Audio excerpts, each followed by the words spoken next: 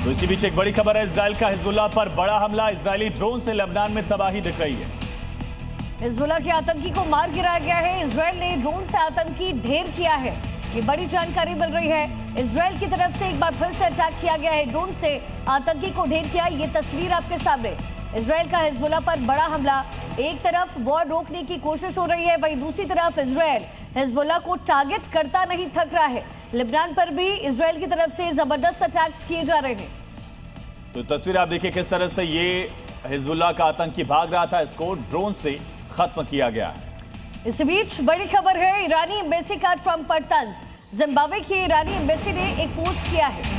Trump को pirates of Hormuz बता दिया। ट्रंप हॉर्मुज के आसपास नहीं है, ये दावा किया गया कि इंडियन ओशन के पास डोनाल्ड ट्रंप भटक रहे हैं। ये तस्वीर आप देखिए, हॉर्मुज से बहुत दूर पायरेट्स ऑफ हॉर्मुज, और डोनाल्ड ट्रंप को इसी तरह से पायरेट वाले लुक में दिखाया गया।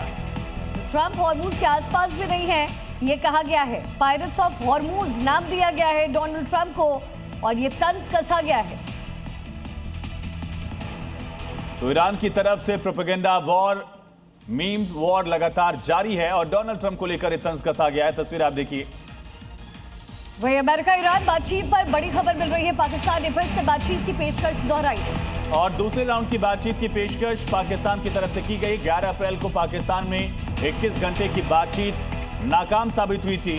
उसके बाद फिर से पाकिस्तान ये प्रयास कर रहा है कि उसके यहाँ बातचीत हो जाए। पेशकश उसकी तरफ से की गई। देखिए 11 अप्रैल को जो दोनों देशों के बीच में इस्लामाबाद में बातचीत हुई है, जो टेबल टॉक हुआ है, उसमें इंपॉर्टेंट भूमिका पाकिस्तान ने निभाई, ऐसा उसकी तरफ से दावा हुआ।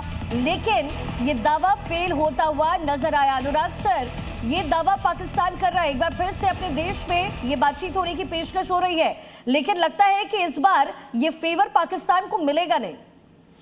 देखो, पहले दौर की वार्ता में कोई ऐसा पॉजिटिव रिजल्ट नहीं निकल के आया।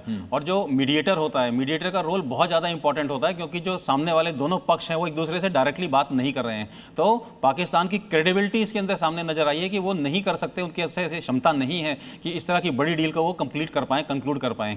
तो मुझे ऐसा लगता है कि सेकंड चांस उनको मिलने की चांस बहुत कम है, और किसी नए निष्पक्ष देश को सेलेक्ट किया जाएगा। तुर्की का जो जिक्र हो रहा है, तुर्की को लेकर इजराइल क्या सहमत होगा? इजराइल से बहुत ज्यादा अच्छे रिश्ते अर्दोगन के टाइम पे नहीं रहे। अगर इस डील में देखें तो इजराइल को पार्टिसिपेट करते हुए हमने नहीं देखा। जो लास्ट डील जिसमें बिल्कुल वार्ता हुई थी, तो उस अगर सिर्फ अमेरिका और इजराइल ही बात करना चाहते हैं तो एक अमेरिका टर्की जो है, Turkey can be a very good place to talk.